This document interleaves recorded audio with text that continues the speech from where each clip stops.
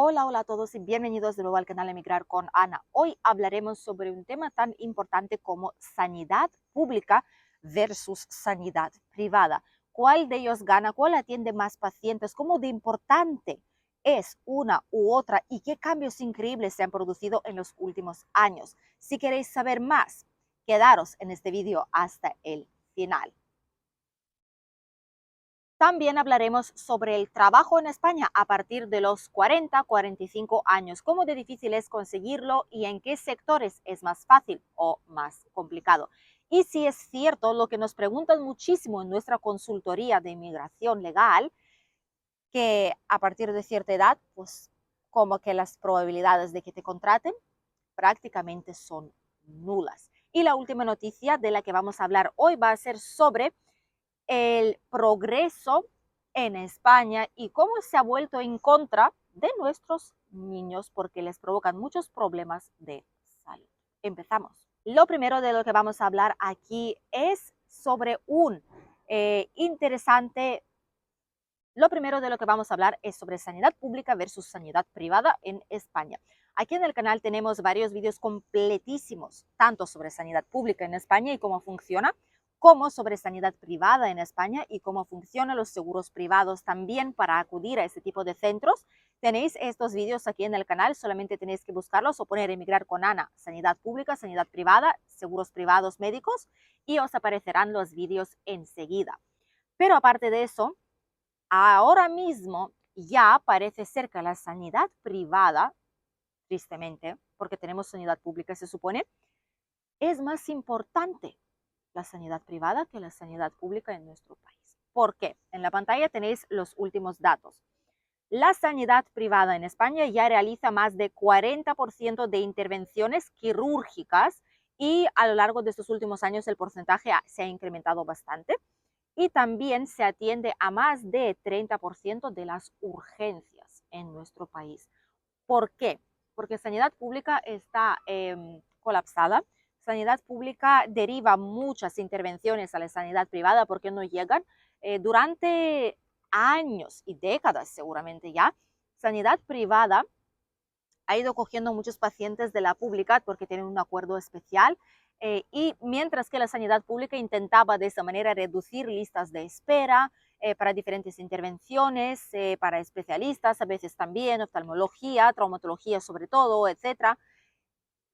Pero por algún motivo no lo consiguen y todo está empeorando todavía más, aunque cada vez más personas tienen seguro privado en España y usan sanidad privada. De ahí que hay tantísimos hospitales en España, por cierto, aquí tenéis otra estadística, a día de hoy en España más del 56% de los hospitales son privados, sobre todo en Cataluña, Madrid y Andalucía. Y el 70% de los especialistas de unidades mentales, por ejemplo, psicólogos, psiquiatras, neuropsicólogos, neuropediatras, etcétera, están en el sector privado, no en el público. Fijaros de la diferencia tan abismal. Además, es tan importante que preocupa mucho la espera en la sanidad pública. La gente no quiere esperar al especialista de media. De hecho, se tarda en España 105 días de media en España. Algunos tardan hasta un año, 365 días o más, para ir a un especialista. O sea, vais al médico general, decís, tengo problema, me duelen las rodillas o me duele esto, o tengo problemas con el sistema digestivo, algo me sienta mal, hasta que os deriven al especialista mínimo de media, 105 días tendréis que esperar, que son más de 3 meses. Son más de 3 meses y medio. Para aquel entonces o ya has empeorado drásticamente y te has ido a urgencias, o ha pasado algo peor, o se te ha pasado del todo. Entonces puede pasar muchas cosas. Hay incluso memes online diciendo que uno coge cita para el médico, le dan cita para 3 meses y cuando acude ya no le duele nada. Y viene aún hacia la cita porque la tenía. Es que es cierto, esto es muy cierto en España y muchos se desesperan y cogen seguros privados, aunque sea con algo de copago, pero acuden a hospitales privados y clínicas privadas y consultas privadas para que les atiendan muchísimo más rápido, porque la salud es de lo que nos tenemos que preocupar. Teniendo salud, todo lo demás se puede conseguir, pero si uno no tiene salud, entonces cualquier otra cosa no importa, por mucho que uno tenga dinero, tenga todo lo demás, si no tiene buena salud, ¿qué le vamos a hacer? ¿Cierto? A día de hoy, en España, los gastos sanitarios privados, en el sector privado, ya es de más de 34 mil millones, 34 billones de euros. Al menos en 2022 así lo fuera, ahora en día ya seguro que ha sobrepasado 40 mil millones y forma parte de 2,5% del PIB de España. Es una cantidad muy grande y muy importante de la economía de nuestro país. Por lo tanto, es un sector que está en auge. Muchos lugares tienen hospitales privados y están creciendo cada vez más porque hay mucha demanda y es obvio, más que obvio, porque todos, incluso los que vivimos aquí, los españoles, todos los que se lo pueden permitir, tienen algún tipo de seguro médico privado, aunque sea con copagos o sin copagos. ¿Por qué? Porque es la única forma de mantenerte sano en el caso de que te pase algo sin tener que esperar meses para que te atiendan y luego otros meses para prueba y otros meses para el resultado. Comentadnos cómo es en vuestro país, si funciona mejor la sanidad pública o la privada, o si tal vez solamente tenéis una sola opción, que es la sanidad privada. La segunda noticia de la que queríamos hablar es sobre el trabajo después de los 40-45 años. Muchas personas los que nos contactan en la consultoría para las consultas personalizadas o para diversos trámites para emigrar a España de manera legal y responsable, nos preguntan qué pasa con el empleo. Tengo 45 o 50 o 55 años, pero todavía estoy lleno de vida, lleno de energía. ¿Qué hago? ¿Puedo encontrar empleo? ¿No puedo? ¿Me van a contratar o no? Por algún motivo, este trozo de vídeo ha desaparecido literalmente desde el teléfono, se ha quedado en blanco y no está, aunque seguro que lo hemos grabado, así que lo estamos insertando desde nuestra oficina ya. Y luego el último trozo lo volveréis a ver donde ya aparece de repente de nuevo en el sitio original de la grabación. Estábamos hablando sobre el trabajo a partir de los 45 años y lo que os hemos estado comentando es que sí que es cierto que en muchos tipos de empresas o sectores es difícil conseguir trabajo a partir de esa edad, incluso a partir de 40 ya. Siempre hay y siempre ha habido seguramente y tristemente para muchos preferencia de trabajadores más jóvenes, sobre todo porque no tienen hijos todavía, no tienen familias, no tienen ataduras de ningún tipo, pueden trabajar cualquier tipo de horario, incluso festivos, fines de semana, tardes, noches, etcétera, según obviamente el sector, por lo que no causan tantos problemas como gente que ya tiene familia, marido, hijos, que tal vez ya están cansados cuando están trabajando por la noche, como que es muy diferente ya a partir de esa edad, aunque hay gente que está llena de energía y mejor que los jóvenes, obviamente. Pero de cara a los empresarios, no lo ven así, tristemente. Y en este caso, normalmente lo que está pasando es que según el sector pueden contratar o no. Por ejemplo, el sector hotelería, hostelería, aunque se supone que prefieren contratar gente joven, pero lo curioso es que contratan más gente de edad más avanzada porque los jóvenes no aguantan en ese tipo de trabajos, lo suelen dejar muchísimo más a menudo, no se presentan al trabajo, desaparecen directamente y no aguantan. Para ellos el ritmo es demasiado y prefieren pues buscar otro tipo de empleo. Solamente aquellos que necesitan trabajar, ya gente pues a partir de 40 años, están en ese trabajo y se quedan ahí y obtienen contratos fijos y siguen trabajando hasta cuando ya se tengan que jubilar por un motivo u otro o por elección propia.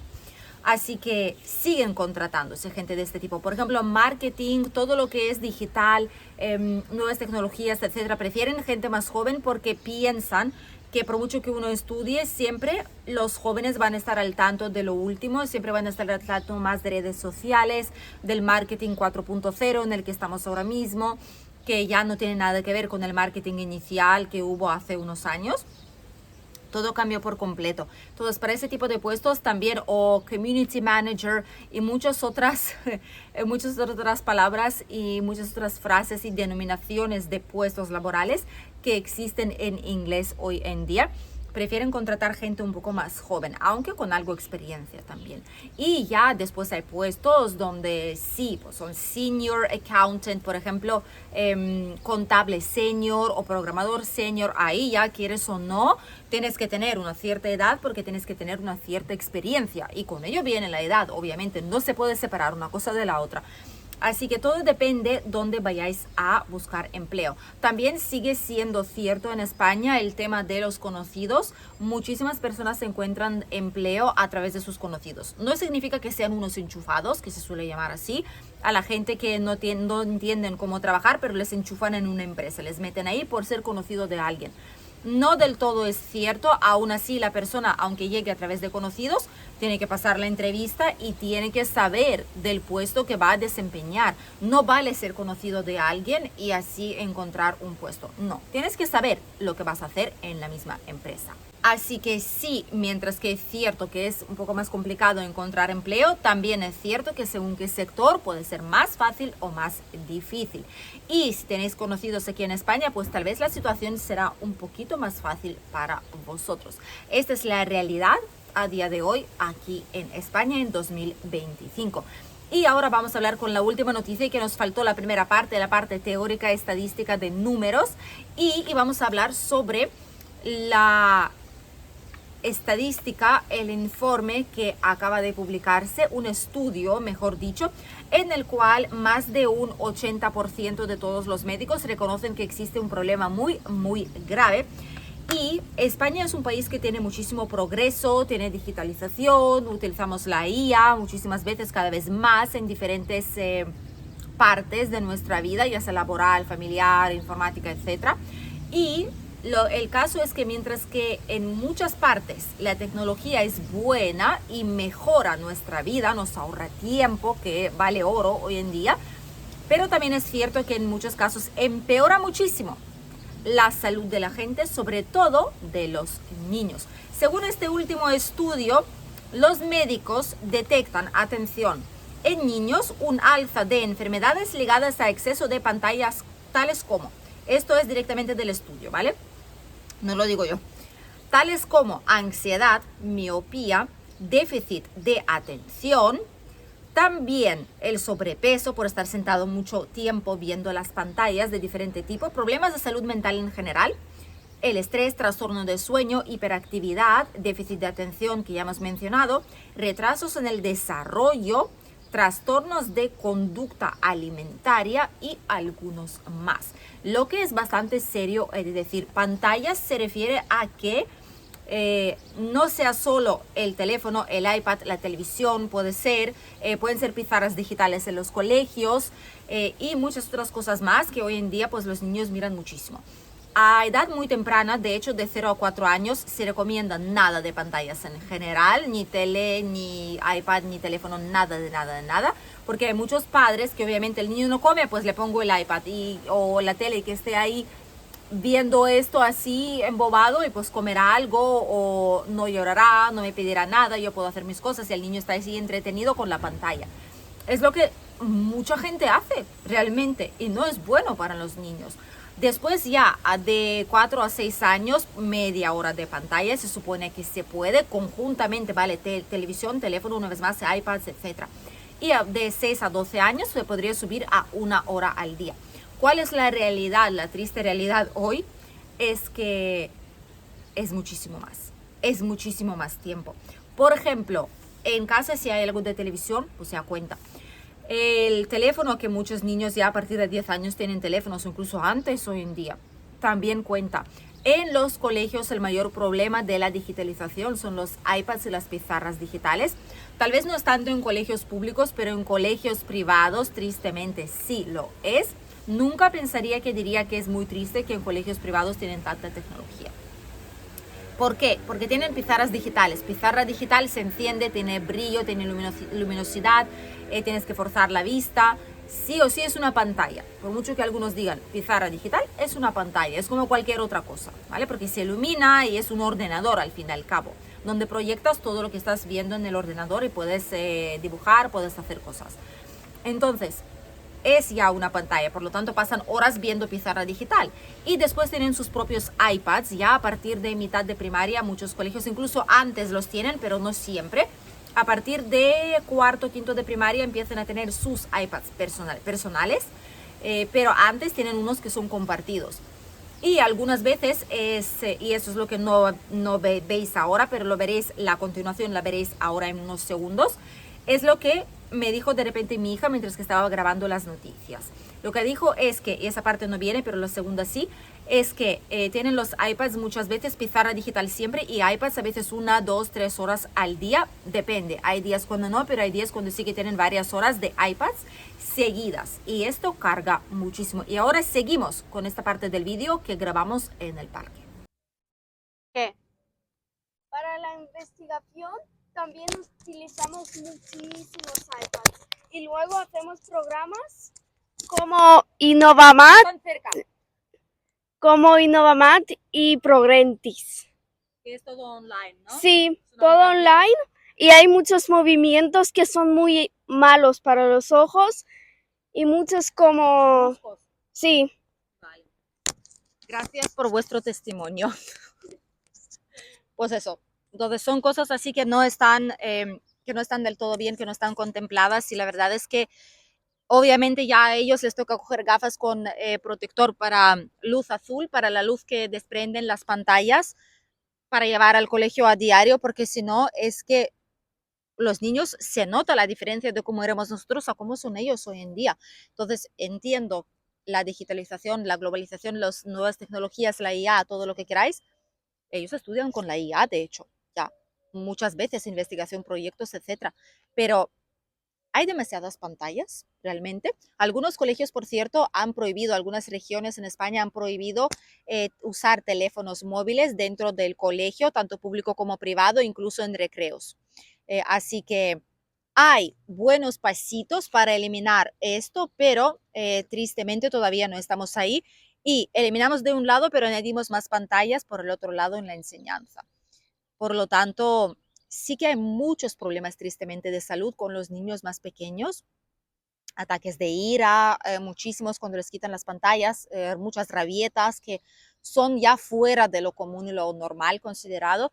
Así que tristemente es el mundo globalizado, digitalizado, tecnológico que vivimos a día de hoy, pero muchos médicos ya lo están alertando y ojalá que las cosas cambien pronto. Gracias por acompañarnos en las últimas noticias de hoy. Os deseamos un estupendo día y nosotros nos vemos con un nuevo vídeo aquí en el canal ya este próximo domingo. Volvemos a Alicante. Adiós.